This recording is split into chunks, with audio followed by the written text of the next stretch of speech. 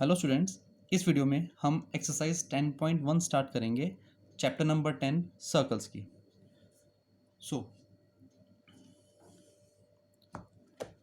First question है इसमें, how many tangents can a circle have. एक सर्कल में कितने टेंजेंट्स हो सकते हैं। देखिए, यहाँ मैंने एक सर्कल बनाया, ठीक है। एक टेंजेंट मैंने यहाँ ड्रॉ कर दिया, एक टेंजेंट मैंने यहाँ ड्रॉ कर दिया, एक यहाँ पे, एक यहाँ पे, एक यहाँ पे। इस तरह से तो मैं बहुत सारे टेंजेंट्स ड्रॉ कर सकता हूँ एक ही सर्कल में, है ना। तो इसका आंसर क्या होगा? इनफाइनाइट।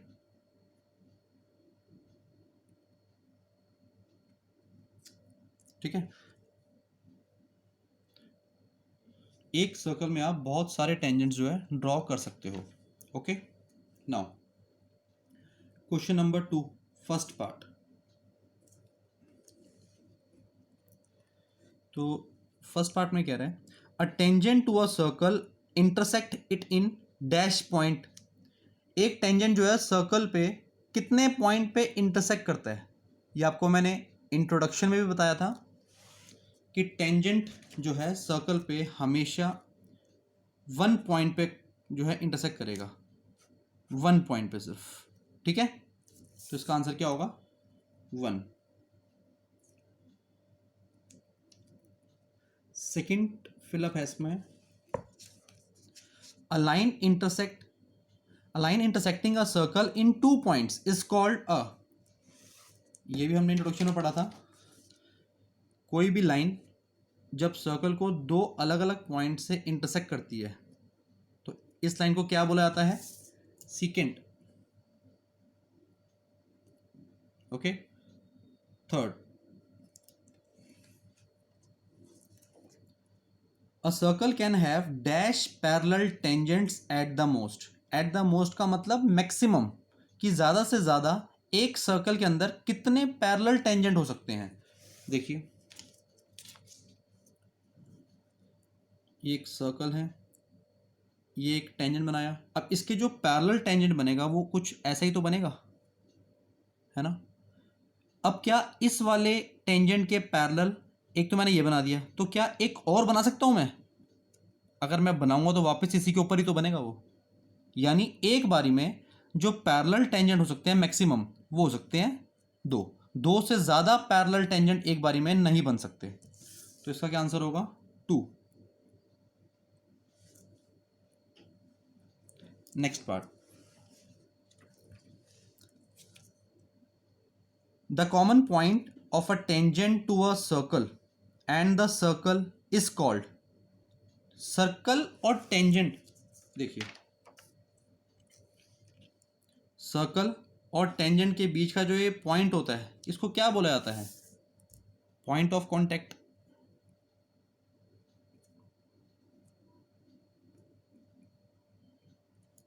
ठीक है, now third question,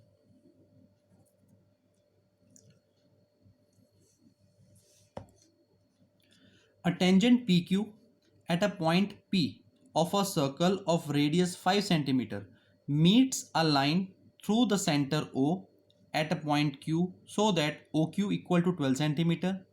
Length PQ is। बच्चे, इस क्वेश्चन में हमें PQ लेंथ फाइंड करनी है। तो देखो, इसके लिए पहले हमें एक फिगर बनानी पड़ेगी। फिगर बनाना ही इस क्वेश्चन का मेन और इम्पॉर्टेंट काम है। ज़्यादातर बच्चे फिगर ही गलत बना देते हैं, जिससे कि है आगे सॉल्यूशन भी इनका निकल के आता ही नहीं है फिर। तो देखो, इसकी फिगर कैसे कैसे बनेगी। सबसे पहले तो हमने एक सर्कल बना लेते हैं, ठीक है। अब क्वेश्चन एक बार दोबारा पढ़ते हैं। क्वेश्चन में कह रहा है, a tangent P Q eight a point P of a circle, यानी सर्कल के ऊपर एक पी पॉइंट है। यहां पर एक पी पॉइंट ले लेते हैं, ठीक है। बच्चे, इसकी फिगर बहुत ध्यान से देखना कि कैसे कैसे बना रहा हूं मैं। दोबारा पढ़ो, a tangent P Q eight a point P of a circle, यानी सर्कल के ऊपर एक पी पॉइंट है। यहां से कोई टेंजेंट जो है इस तरह से बन रहा होगा, यानी एक्सटीरियर पॉइंट कौन सा हुआ इसका? क्यू। पी क्यू टेंजेंट हो गया एक, of a circle of radius 5 centimetre. तो रेडियस जो है 5 सेंटीमीटर कुछ ऐसे बनेगा,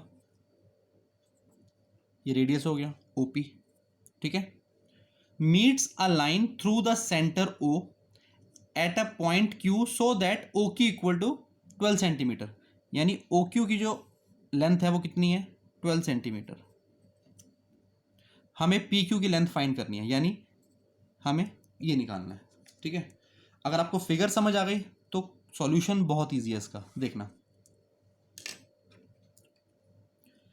जैसे कि आपने थ्योरम 10.1 पढ़ रखी है, उस थ्योरम में क्या था कि अगर रेडियस और टेंजेंट का जब कांटेक्ट होता है तो वहाँ पे क्या होता है, 90 डिग्री का एंगल फॉर्म हो जाता है। ओपी जो है पी क्यू पे परपेंडिकुलर तो होता है, यही तो थ्योरम 10.1 थी, है ना। तो सबसे पहले तो यहाँ पे मेंशन करेंगे as OP perpendicular to P Q. Reason क्या दोगे, थ्योरम 10.1। बेटा वैसे तो आपको यहाँ पे पूरी स्टेटमेंट लिखनी चाहिए, बट अभी शॉर्ट में मैं थ्योरम 10.1 मेंशन कर रहा हूँ। ठीक है, तो जब ये परपेंडिकुलर हो गया तो हम कह सकते हैं यहाँ पे एंगल ओ पी क्यू कितना हो जाएगा, 90 डिग्री। ठीक है, अब जब ये 90 डिग्री का हो गया तो ये राइट ट्रायंगल ही तो बन गया। ओ पी क्यू जो है ये राइट ट्रायंगल बन गया, यानी इसके अंदर हम पाइथागोरस थ्योरम अप्लाई कर सकते हैं। ठीक है, तो देखिए in triangle O P Q, बच्चे 90 के सामने वाला होता है हाइपोटेन्यूस, यानी इसमें ओ क्यू क्या है, हाइपोटेन्यूस। तो हम कह सकते हैं O Q square equal to O P square plus P Q square. O Q की वैल्यू कितनी है, 12, तो ये हो जाएगा 12 स्क्वायर। ओ पी कितना है, 5 square plus P Q square. P Q square की वैल्यू कैसे निकलेगी, 144। 12 का स्क्वायर कितना होता है, 144, इसका स्क्वायर 25, यहाँ पर आके माइनस, तो P Q square equal to 144 minus 25 होता है 119।